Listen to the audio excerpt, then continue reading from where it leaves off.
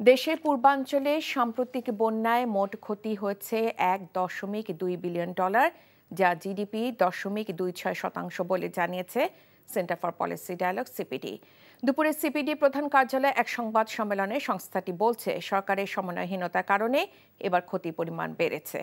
ভারতের বন্যা পূর্বাভাস ও সতর্কীকরণ কেন্দ্র থেকে কোনো পূর্বাভাস না থাকা ও প্রবল বর্ষণে হঠাৎ ভয়াবহ বন্যার মুখে পড়ে বিপর্যস্ত হয়ে পড়ে বাংলাদেশের পূর্বাঞ্চল।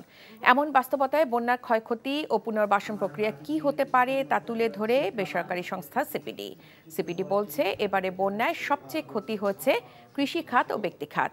আর এত বেশি ক্ষতির মূল কারণ ছিল ত্রাণ বিতরণ থেকে শুরু করে সার্বিক কার্যক্রমের সমন্বয়হীনতা। দেশে বারবার এমন দুর্যোগ বারবার আসতে পারে, যা নিয়ে আগে ভাগে সতর্ক ও প্রস্তুতি নেওয়া প্রয়োজন বলে মনে করেন সিপিডির বিশেষজ্ঞরা।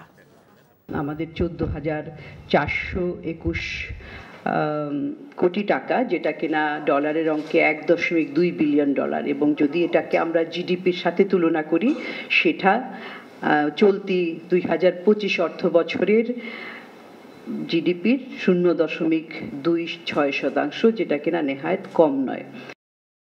টাকা চুরির জন্য যদি আমার গলায় জুতার মালা পরাইতে হয়, তাহলে আমার শালীর সাথে প্রতারণা করার জন্য তোর ফাঁসি হবে। দুলা ভাই, আপনার তো ঘর জামাই বইলা একটা পরিচয় আছে, আমার তো তাও নাই।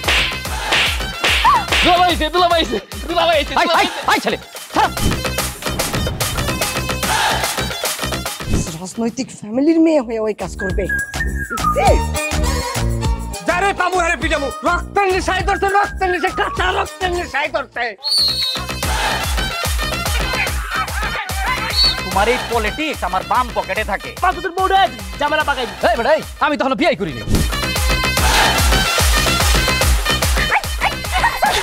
দুইটার আমি গুলি করে মারু। মাসুদরা কোনোদিন ভালো হয় না।